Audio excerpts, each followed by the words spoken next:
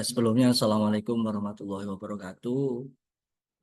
Bertemu kembali dengan saya Bapak Muhammad Yasrori terkait dengan pembelajaran pendidikan agama Islam pada materi atau bab yang ke-9. Nah, semoga kalian di tempat PKL kalian masing-masing diberikan kesehatan, diberikan kelancaran sehingga urusan kalian selalu mendapatkan kemudahan dari Allah Subhanahu wa taala. Nah, saya lanjutkan sekarang kita sampai ke materi yang bab ke-9 terkait dengan pernikahan, ya. Nah, pernikahan sendiri, pernikahan dalam Islam itu yaitu dalilnya tentang pernikahan. Ya ayyuhan nasu taqu rabbakumul ladzi khalaqakum min nafsin wahidatin wa khalaqa minha zawjaha wa basta minhuma rijalan katsiran wa nisaa wattaqullaha alladzi tasaaluna bihi wal arham innallaha kana 'alaikum raqiba. Nah, wahai manusia, bertakwalah kepada Tuhanmu yang telah menciptakanmu dari diri yang satu, Adam, dan dia menciptakan darinya pasangannya yaitu Hawa. Dari keduanya Allah Subhanahu wa taala memperkembangbiakan laki-laki dan perempuan yang banyak.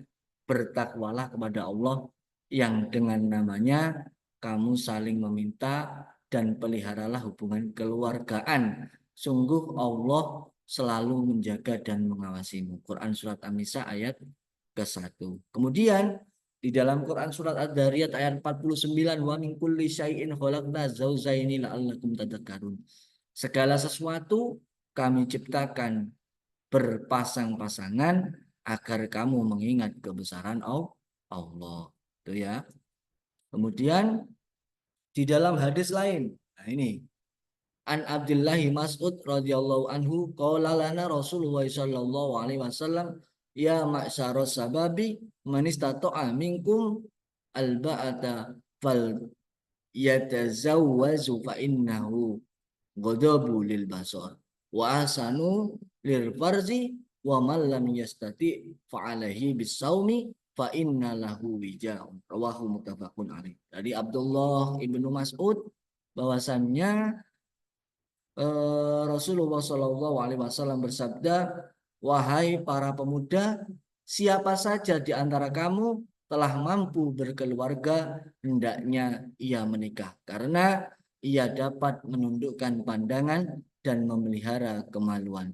Siapa saja yang belum mampu, hendaknya berpuasa, sebab ia dapat mengendalikan. Hadis muttafaqun alaih. Nah, pengertiannya secara bahasa, pernikahan dalam Islam itu berasal dari bahasa Arab, yaitu an-nikah, berarti apa? Himpunan. Istilahnya suatu akad yang memperoleh seorang laki-laki dan perempuan melakukan hubungan suami istri dengan menggunakan kata angkah tukah, menikahkan, jawaztu, mengawinkan. Itu di dalam Undang-Undang Nomor 1 Tahun 1974. Pasal 1 terkait dengan perkawinan merupakan ikatan lahir dan batin antara perempuan dan laki-laki sebagai suami istri dengan tujuan membentuk keluarga yang bahagia dan kekal berdasarkan ketuhanan yang Maha Esa. Itu ya. Saya rasa kalian nanti pasti akan merasakan yang namanya itu pernikahan. Cuman tidak sekarang. Sekarang kalian tahapannya adalah seorang pendidik yang sedang mencari ilmu untuk bekal masa depan kalian. Nanti kalau kalian sudah waktunya menikah pasti akan mengalami yang namanya pernikahan. Nah, hukum-hukum pernikahan.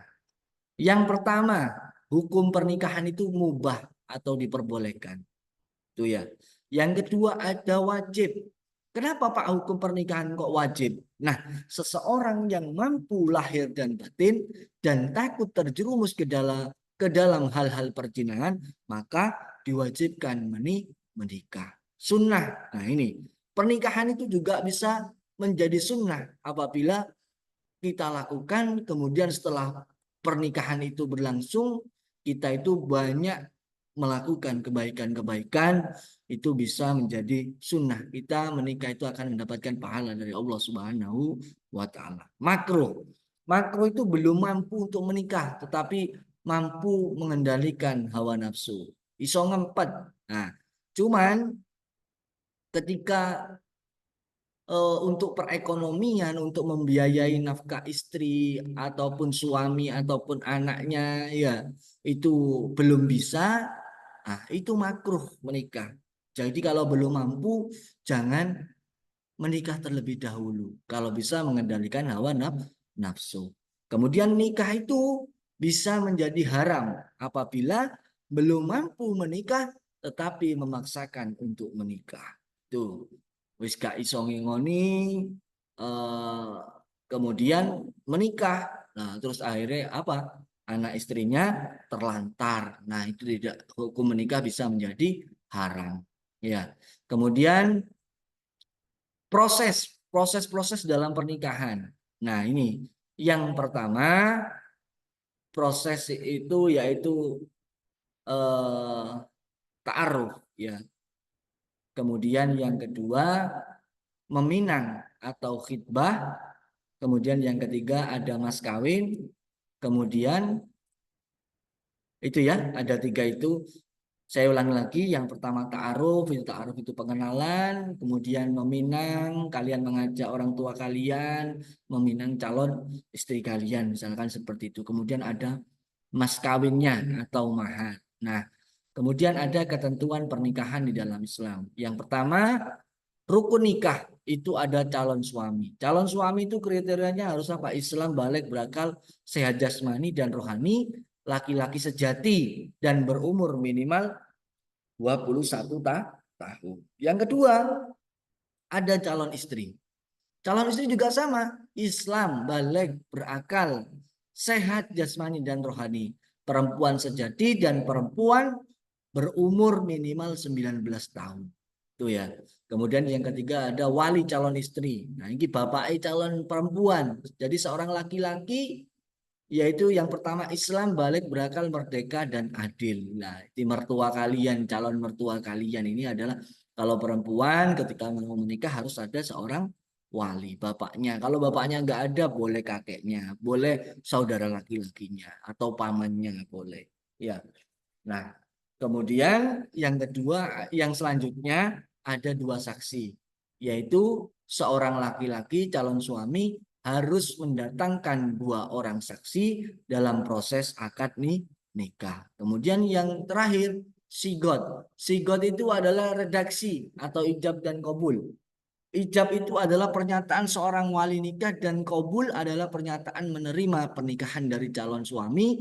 Kedua hal tersebut harus dinyatakan sesuai dengan syarat-syaratnya. Ada ijab kabul, ya.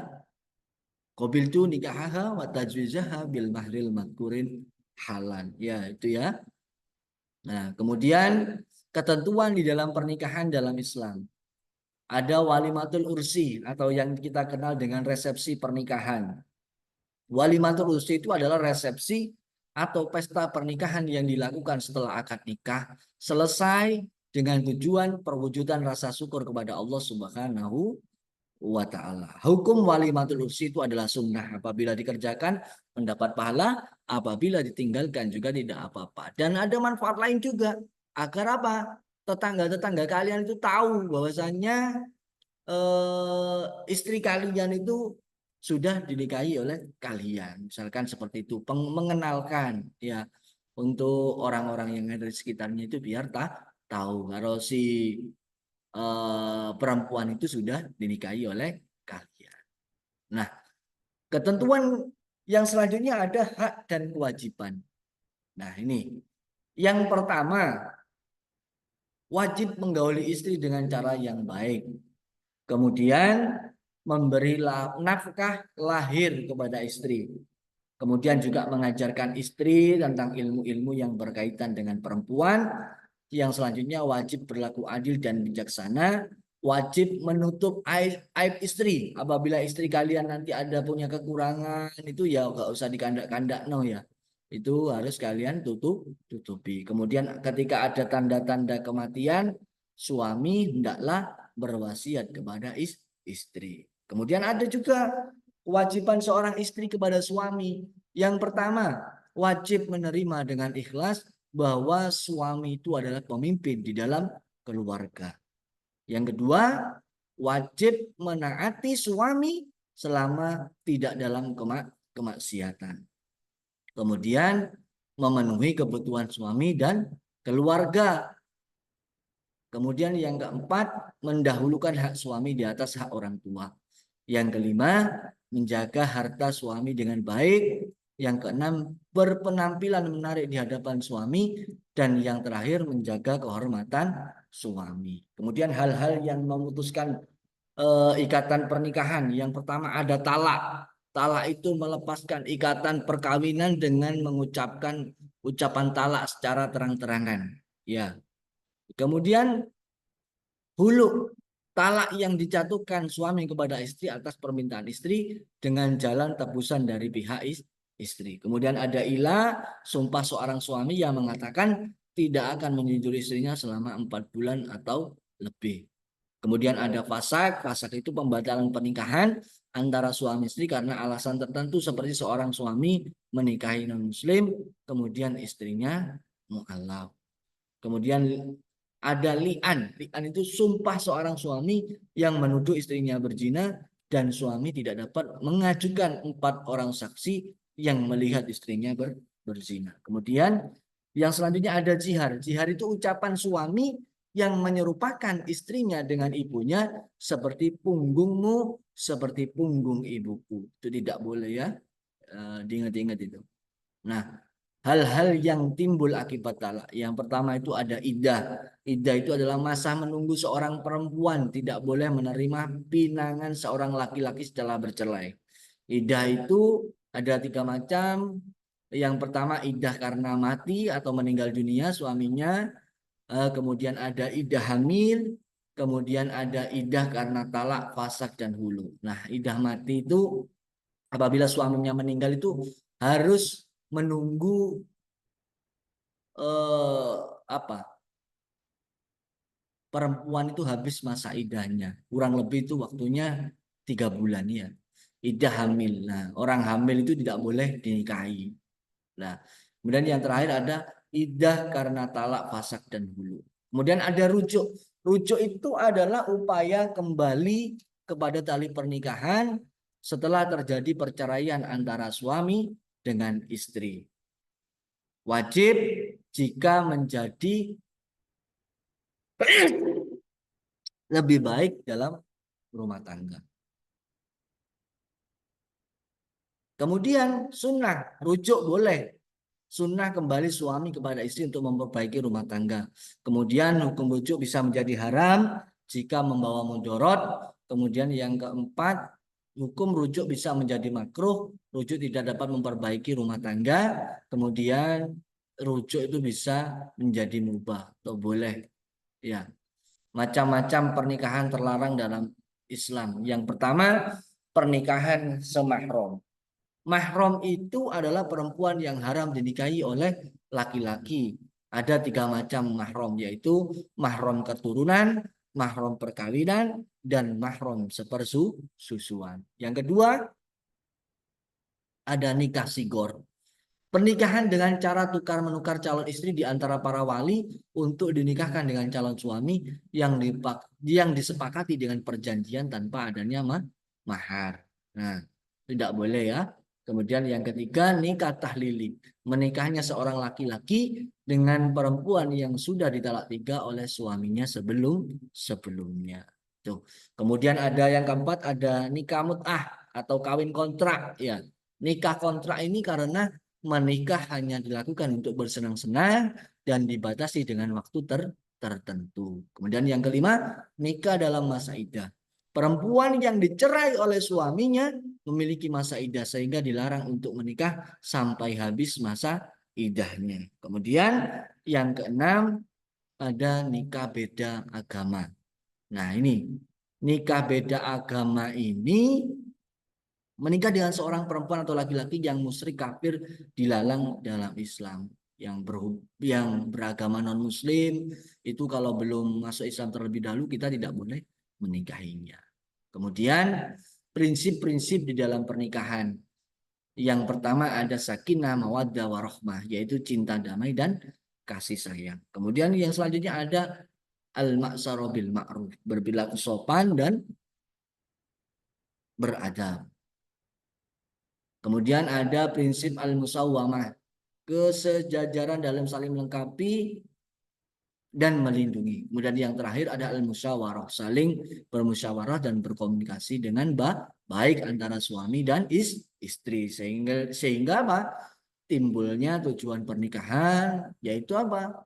Mendapatkan cinta damai dan kasih sayang serta untuk mendapatkan ridho dari Allah Subhanahu wa taala. Nah, hikmah dari pernikahan dalam Islam. Yang pertama, dapat meningkatkan ibadah kepada Allah Subhanahu wa taala. Yang kedua, dapat memenuhi kebutuhan biologis secara sah dan halal. Yang ketiga, dapat memperoleh ketenangan dan ketentraman jiwa. Yang keempat, dapat memperoleh keturunan yang sah. Yang kelima, dapat membentuk keluarga yang Islami. Itu ya. Kesimpulannya, pernikahan itu adalah suatu amalan yang dapat menyempurnakan iman seorang hamba dengan membangun rumah tangga sesuai dengan syarat dan rukun tertentu.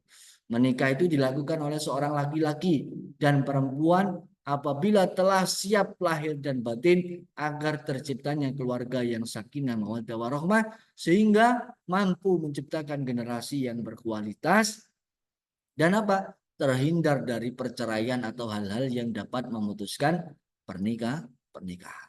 Ya, mungkin itu dari saya, kurang lebihnya saya mohon maaf.